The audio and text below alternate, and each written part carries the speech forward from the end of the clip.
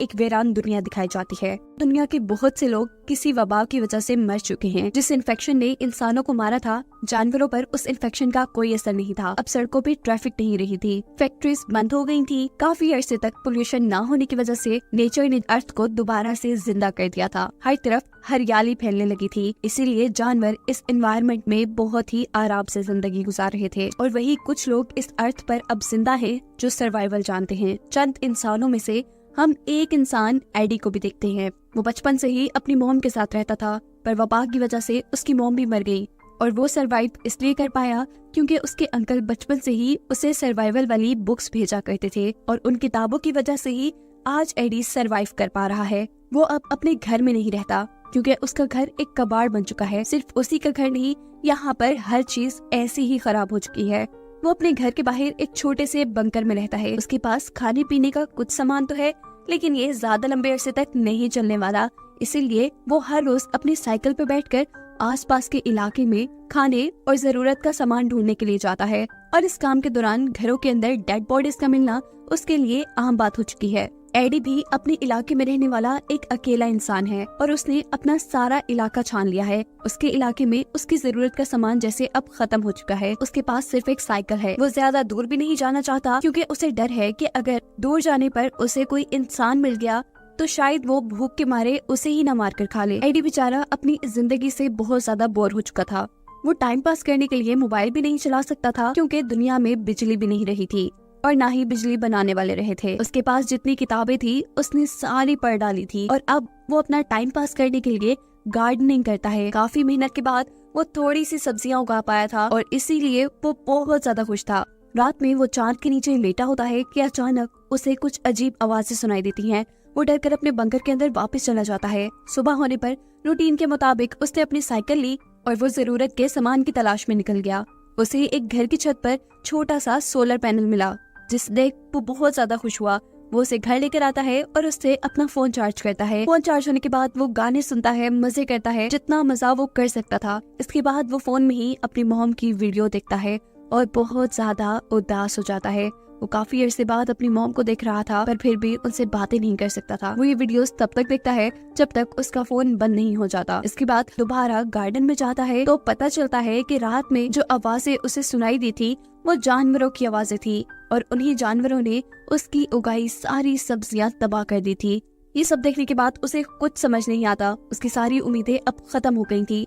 वो अब इन सब्जियों के बीजों को इकट्ठा कर लेता है। वो इनसे दोबारा सब्जियां उगा सकता था, लेकिन दोबारा खाने के लिए इतने लंबे अरसे का इंतजार, ये सोच उसे बहुत ज्यादा गुस्सा दिला देती है और गुस्से में वो अपने ही पाँव पर कुल्हाड़ी मार लेता है। उसके जख्म से खून भी निकलने लगा था, जिससे इन्फेक्शन होने का खतरा उसके अंदर भी बढ़ जाता है। वो मर भी सकता था। इसीलिए वो अपनी सर्वाइवल की किताबों में से कुछ तरीके निकालकर अपने लिए मेडिसिन बनाता है और अपने जख्म पर लगाता है। रात में वो अपने अंकल और आंटी की फोटो देखकर सोचता है कि ये भी तो जिंदा होंगे, इनकी वजह से तो मुझे सर्वाइव करना आया है और वो तो कितने अच्छे से सर्वाइव कर रहे होंगे। वो अब सोचता है कि क्यों ना मैं भी इन्हीं के पास चला जाऊँ, ऐसी जिंदगी शायद थोड़ी आसान हो जाए। पर एक साइकिल के जरिए ये काम करना मुश्किल था। वो पहले एक पूरा प्लान बनाता है। एक रोड मैप के जरिए एक रूट डिसाइड करता है जिसको फॉलो करते हुए वो अपने अंकल के घर तक जाएगा, जिसमें भी 2 हफ्ते का वक्त लग सकता है अगर सब कुछ सही रहा तो। ये रात अब उसके लिए बहुत मुश्किल थी क्योंकि उसे अपना घर छोड़कर जाना पड़ रहा था, जहाँ उसने काफी सारी चीजें जमा कर ली थी। खैर अगली सुबह निकल जाता है।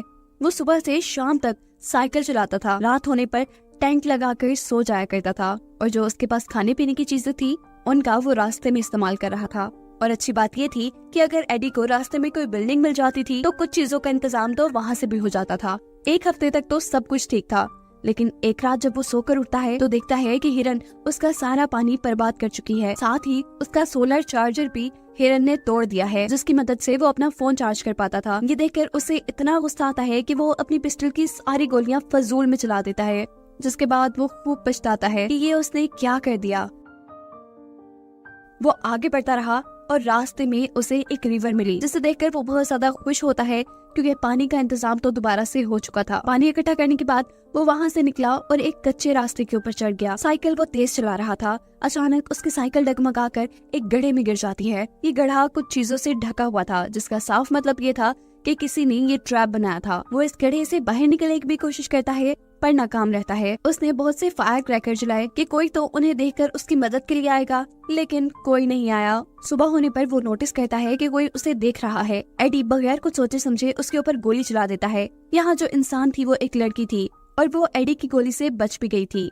ये लड़की एडी से कहती है कि तुम अपने हथियार मुझे दे दो, मैं तभी तुम्हारी इस गड्ढे से निकलने में मदद करूंगी। पहले एडी उसकी बात नहीं मानता, लेकिन जब उसे लगता है कि इसके अलावा उसके पास कोई और चारा भी नहीं है तो वो गन्स उस लड़की को दे देता है।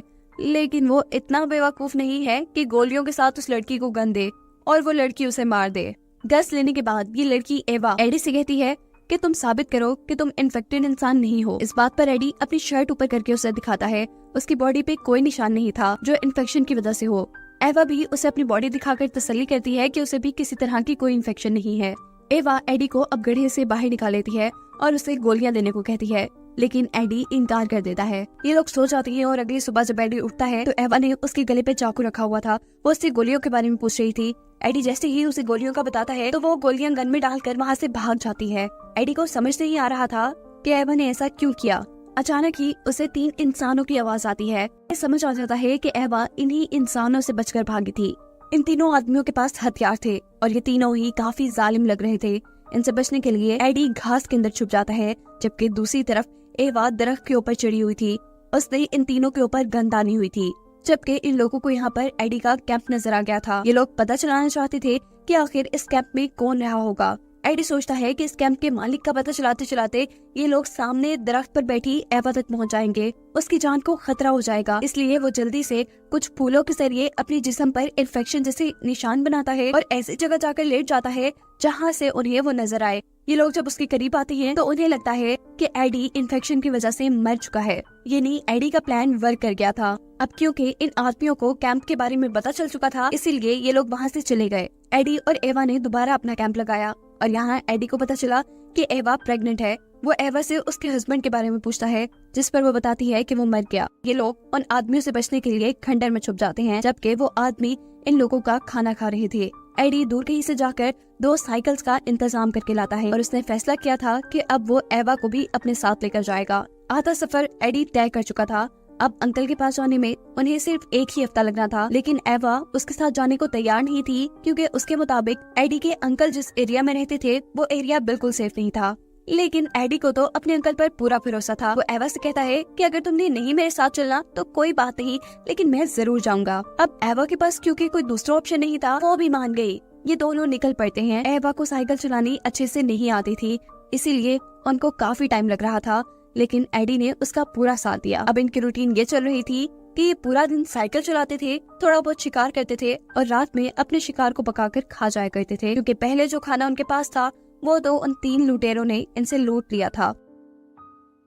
लेकिन एडी अभी भी खुश था, क्योंकि एटलीस्ट उसे एवा की शक्ल में एक साथी तो मिल गई थी। एडी एवा को पसंद करने लगा था, इसीलिए उसे अब सब कुछ काफी खूबसूरत लग रहा था। पर वो इस बात से अनजान था कि वो 3 बुरे आदमी अभी भी इनके पीछे पड़े हुए थे।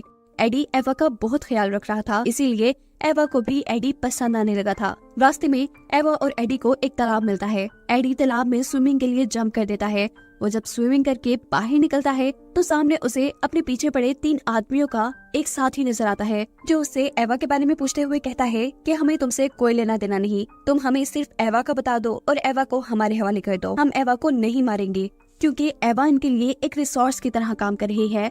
एवा का जो बेबी पैदा होगा उन्हें ये खा लेंगे। एडी अब ये बात समझ चुका था कि एवा इन्हीं लोगों से बचकर भाग रही थी, क्योंकि ये एवा के साथ जुल्म करते थे। वो आदमी दोबारा एडी से बात करता है और कहता है कि अगर तुम्हें जान प्यारी है तो तुम एवा को छोड़ दो, वरना हम तुम्हें मार देंगे, क्योंकि सर्वाइवल के खेल में कंपटीशन तो होता ही नहीं। इतनी बुरी बातों के बावजूद भी एडी नहीं डरता। वो एवा को लेकर अपनी मंजिल की तरफ बढ़ता रहता है और फाइनली कुछ दिन के सफर के बाद वो लोग अपने अंकल के घर पहुंच जाते हैं। एवा यहाँ पहुंचकर बहुत ज्यादा खुश थी, क्योंकि अब उसे सोने के लिए एक बेड मिल रहा था और खाने के लिए कुछ खाना।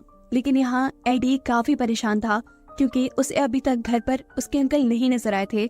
वो जब घर से बाहर निकलता है तो उसका डर सच में बदल जाता है। उसके अंकल भी मर चुके थे और घर के बाहर उनकी एक कब्र बनी थी। उसकी आखिरी उम्मीद भी मिट जाती है उसने तो अंकल के ही भरोसे उन तीनों आदमियों से दुश्मनी मोल ली थी। एडी अब इन सारी बातों को लेकर उदास और परेशान हो जाता है। वो एवा के पास जाता है और उन आदमियों की सच्चाई पूछता है। एवा इस वक्त पर कुछ नहीं छुपाती और उसे बताती है कि जब उन तीनों का भाई उसके साथ ज्यादती कर रहा था तो वो उसे मारकर भाग आई। ये तीनों उनका पीछा करते रहे, लेकिन एवा ने एडी को कुछ नहीं बताया और इसीलिए इन दोनों के दरमियान एक लड़ाई हो जाती है। एवा रोती रह गई और एडी अपना कुछ सामान लेकर घर से बाहर चला गया, जहाँ अब उसका सामना उन तीनों आदमियों से हुआ। वो तीनों आदमी एडी के ऊपर गन तानकर उससे कहते हैं कि तुम एवा को हमारे हवाले कर लो। अगर तुम चाहो तो हम एवा को शेयर भी कर सकते हैं, क्योंकि ये इस नई दुनिया का नया रूल है। पर एडी इनके गंदे इरादों में नहीं मिलना चाहता था। वो अपनी जान बचाने के लिए यहाँ से भागता है और भागने से पहले हवा में एक गोली चला देता है ताकि एवा जाग जाए और अपनी जान बचा ले। यहाँ एडी जो भागने की कोशिश कर रहा था, एक आदमी उसे पकड़ लेता है और इससे पहले कि वो एडी को मार देता, पीछे से कोई आकर इस आदमी को ही मार देता है। एडी की आंटी थी। अब बचे थे दो आदमी, जिनमें से एक एवा के पास पहुंच गया था और दूसरा इनको मारने के लिए इनकी तरफ भाग ही रहा था कि दरमियान में वो आंटी के लगाए एक ट्रैप के अंदर फंस जाता है और बेचारे की वहीं मौत हो जाती है। अब एडी और एडी की आंटी एवा को बचाने के लिए उनके पास जाती हैं, लेकिन दूर से एवा के पास खड़ा बुरा आदमी इनके ऊपर गोली चला देता है, जो एडी की आंटी के शोल्डर में लग जाती है। वो आदमी एक और गोली चलाकर एडी को न मार दे, एडी वहाँ से भागता है और मौके का फायदा उठाकर ये आदमी एवा के ऊपर अपना गुस्सा उतारने लग जाता है। वो उसके पेट पर जोर जोर से टांगे मारता है। एडी जो छुपा हुआ ये सब कुछ देख रहा था, वो अब थोड़ा सा शोर मचाकर इस बुरे आदमी का ध्यान भटकाता है और मौका पाते ही एवा पीछे से एक तीर मारकर इस आदमी का कत्ल कर देती है। फाइनली सारा खतरा इनके ऊपर से खत्म हो जाता है और ऐसे एडी, एवा और उनकी आंटी एक फैमिली बनकर एक साथ रहना शुरू कर देते हैं और ये कहानी यहीं पर खत्म हो जाती है।